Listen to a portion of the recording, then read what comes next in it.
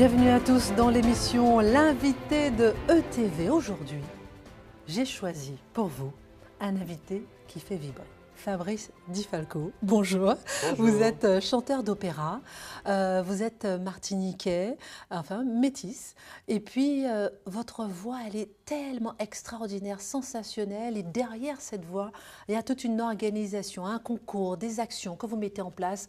On va en parler. Avant tout, pour qu'on puisse déjà planter le décor. Alors, vous avez reçu la Légion d'honneur en mai 2017 par la ministre Erika Barrette et aussi Georges-Paul Langevin. Vous avez fait un duo avec Raphaël pour la sortie du disque tourné en 2018, pour la sortie du disque, etc. Vous avez fait tellement de choses, mais déjà, quelques petites notes. Qu'est-ce que vous pouvez nous chanter qu'on puisse déjà positionner cette émission sur un timbre d'opéra? La ruse abîme, teignant vieille madame, teignant case en paille, derrière case là, teignant pied piment, chalet à vieille femme blanc, brûlé pied piment lâche, la la la la la la la, la la la la la la la, la la la la la la la, la la la la la la. La la la la la la.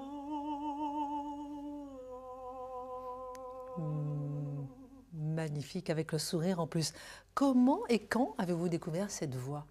J'ai découvert cette voix en regardant des émissions Musiques au cœur d'Ève Ruggieri pendant des années et j'ai pensé que l'opéra était simplement et pour les métropolitains, pour les Blancs. Vous aviez et quel âge? j'avais 15 ans.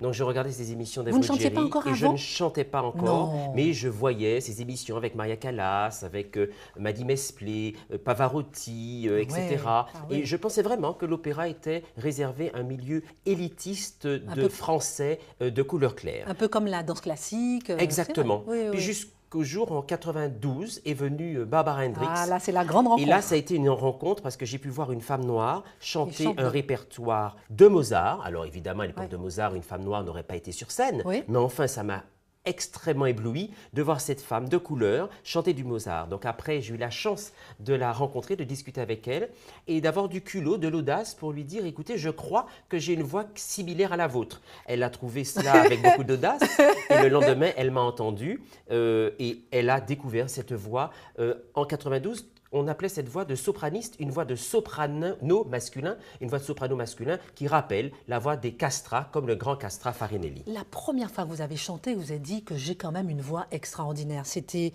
à 15 ans? C'était pas avant ou bien? Mais avant, je chantais. Vous mais n'osiez je- pas chanter? C'est ça en fait? Je n'avais pas réellement mué. Oui. Moi, je parlais avec une voix vrai, c'est un votre voix peu interne, effectivement. beaucoup plus féminine que celle que j'ai maintenant. Oui. Et donc, j'avais l'impression que c'était ma voix naturelle. Oui. Et les copains et les copines ne voyaient pas pourquoi je devais chanter en voix grave. Au contraire, ils trouvaient que cette androgynie vocale Oui. était une particularité. Et lors des carnavals chez nous, où les hommes souvent se déguisent en femmes, Oui. eh ben, au-delà du travestissement, je parlais, je chantais avec cette voix. Mais jamais j'aurais imaginé que cette rencontre avec Madame Barbara Incroyable. Hendricks aurait changé réellement ma voix. Comme quoi on a besoin de modèles quand même pour avancer. Surtout nous, ultramarins, on est toujours un peu cantonnés, on se croit toujours, comment dirais-je, à part, entièrement à part.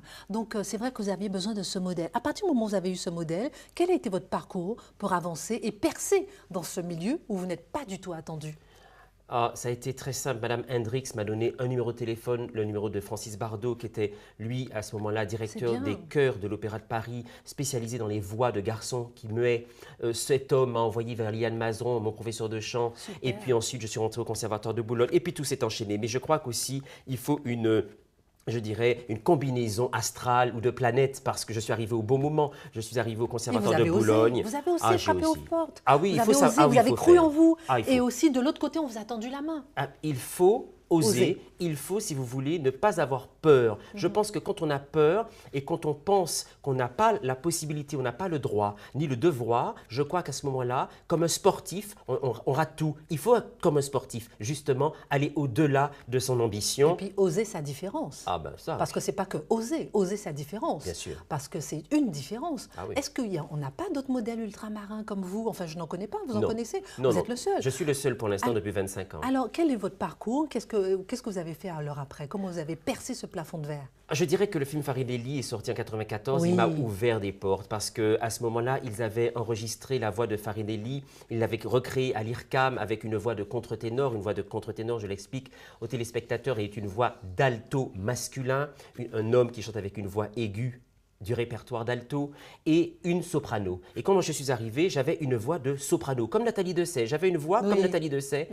Donc, en réalité, immédiatement, le répertoire du Castra Farinelli, qui n'était chanté à ce moment-là par aucun contre-ténor, parce qu'il n'avait pas la tessiture, il n'avait pas toutes les notes aiguës pour chanter le répertoire, moi je les avais. J'ai commencé et mes premiers concerts ont été Fabrice Di Falco, la réincarnation de Farinelli. Immédiatement, on m'a blanchi parce qu'on m'a blanchi, je dirais, en télé, on m'a blanchi à l'opéra, etc., etc. Parce que votre faciès faisait désordre. C'est-à-dire que le soleil avait laissé trop d'empreintes sur ma peau et il fallait évidemment. Vous êtes facile à blanchir. Hein, ça a dû vous aider un petit peu, comme on dit, non? Mais en tout cas, j'ai quand même, comment dirais-je, eu la chance de chanter dans de grands opéras, l'Opéra Garnier, au Théâtre Colonne de Buenos Aires. Et puis, petit à petit, j'ai fait ces opéras. Et puis, j'ai rencontré Ève Ruggieri, non plus à la télé, mais en vrai, qui est devenue ma marraine en musique. Voilà, je pense que toute cette carrière, je la dois vraiment, déjà grâce à ma famille, parce qu'elle m'a poussé, elle a cru en moi. Je la crois aussi aux politiques martiniquais et guadeloupéens qui ont cru aussi en moi. Et c'est pour ça que 25 ans plus tard, je crée ce concours Voix des Outre-mer pour transmettre. Alors, ce qui est intéressant, c'est que vous cherchez à transmettre. Parce que parfois, on perce les plafonds de verre et puis on se satisfait justement d'avoir réussi. Vous voulez transmettre. Comme quelqu'un vous a tendu la main et vous a ouvert les portes, vous aussi, vous voulez transmettre en créant ce concours. Quel est-il? Il commence fin août.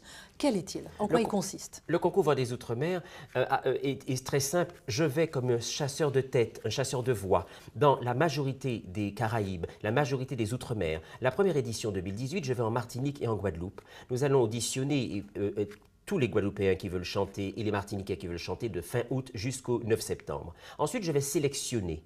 De cette sélection, il y aura donc des candidats qui vont faire partie de mes masterclass gratuites que j'offre évidemment. Gratuites? Oui, gratuites. Pourquoi? Parce que je pars du principe que les élèves qui doivent travailler l'opéra, travailler la musique classique, si ce n'est pas forcément leur habitude, s'ils doivent payer, ils ne viendront pas. Donc, il faut que ce soit gratuit. Mais comment est-ce que vous arrivez à les déterminer?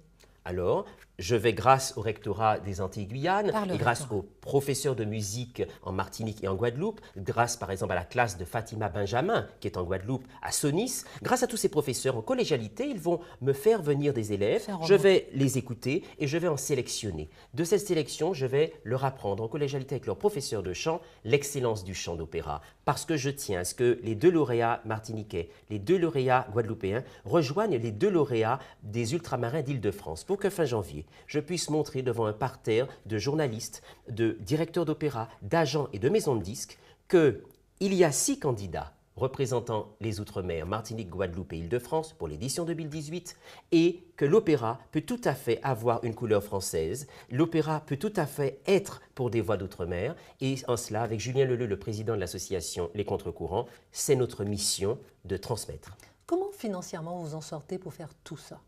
Alors, qui vous aide? Pour l'instant, nous sommes, comment dirais-je, aidés par la Fondation Orange qui nous fait un beau, comment dirais-je, bel investissement. Mais l'autre moitié, la quasi-totalité de la moitié, c'est aux frais de l'association, c'est-à-dire à notre poche. Parce que, pourquoi? Quand j'ai décidé d'ouvrir ce concours Voix des Outre-mer, je me suis rendu compte qu'il fallait que l'association ait plus d'1 an. Je me suis rendu compte qu'il fallait faire des millions de dossiers et que les rencontres pour qu'on puisse dire si on vous aide ou pas étaient passées. Et tout le monde m'a dit, mais pourquoi ne pas attendre 2019 quand tu auras l'argent pour le faire? J'ai dit, 1, la vie est courte. 2, j'ai besoin de montrer ces Outre-marins dès, comment dirais-je, le début de janvier 2019. Donc, je le fais déjà moi-même.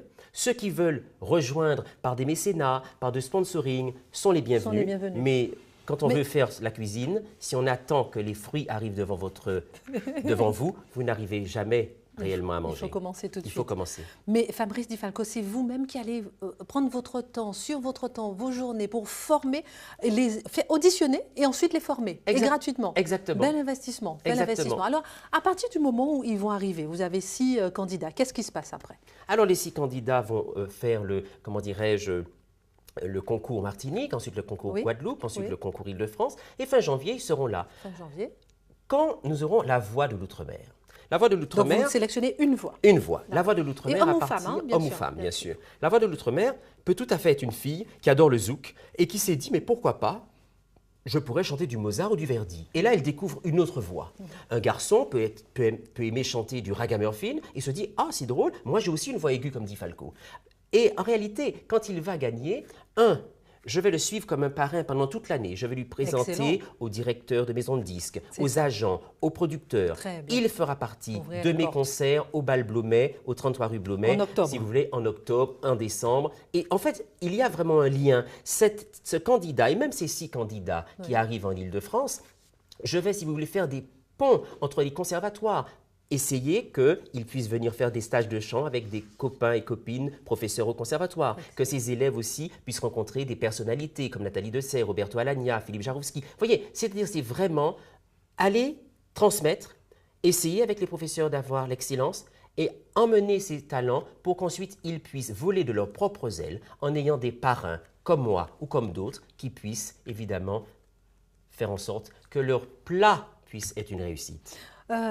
Qu'est-ce que vous allez présenter au Bal Blomet en octobre? C'est en octobre et en décembre? c'est ça Octobre, décembre et l'année prochaine également. Et l'année 2019, prochaine aussi. c'est l'histoire de notre grand théâtre, Opéra de Saint-Pierre en Martinique. Ce concours Voix des Outre-mer est lié au patrimoine également. D'accord. En Martinique et en Guadeloupe, nous avions des théâtres où il y avait avant 1902, surtout pour la Martinique, avant l'éruption de la montagne Pelée, nous avions un théâtre de 800 places, comme le théâtre de Bordeaux, qui accueillait des grands opéras, des comédies musicales et même des pièces créoles. Malheureusement, suite à l'éruption, il n'y a que des ruines à Saint-Pierre. Et Christian Raffa, le maire de Saint-Pierre, et moi, nous faisons tout pour que nous puissions faire des spectacles à Saint-Pierre pour redorer la ville et également en Guadeloupe, parce que je tiens à ce que la Guadeloupe et la Martinique, nous puissions vraiment être des frères et sœurs et des pour, sœurs réunis parce que la culture de l'opéra est dans nos gènes.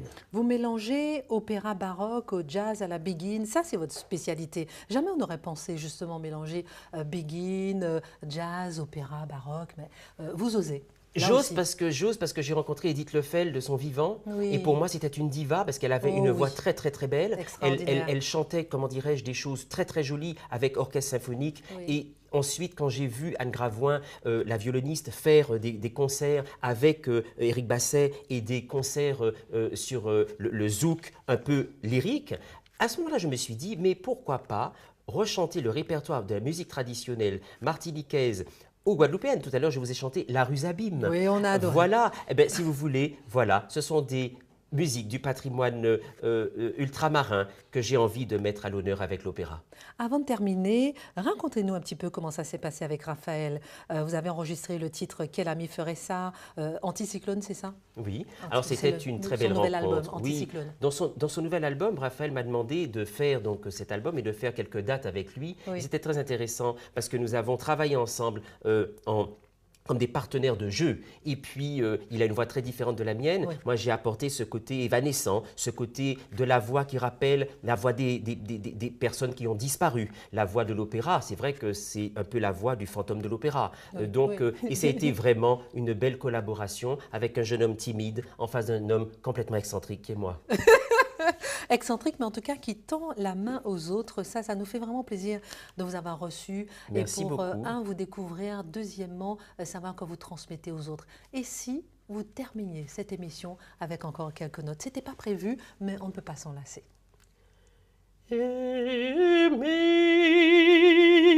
Amazing grace, how sweet the sound that saved a wretch like me. I once was lost, but now I'm found. Was blind, but now I see. Fabrice Di Falco, si je veux m'inscrire pour justement participer à votre concours, qu'est-ce que Vous je dois êtes faire? la bienvenue, Christine. Et je m'inscris comment? Alors, vous vous inscrivez en allant sur la page Facebook, le concours Voix des Outre-mer. Vous allez aussi sur notre Twitter, sur notre Instagram et également sur le site internet Fabrice Di Falco, Concours Voix des Outre-mer. Et c'est avec plaisir, Christine, que je vais vous recevoir avec la totalité des ultramarins qui ont en eux une voix, VOIE, mais c'est par cette voix VOIE que je vous emmènerai sur votre voix VOIX.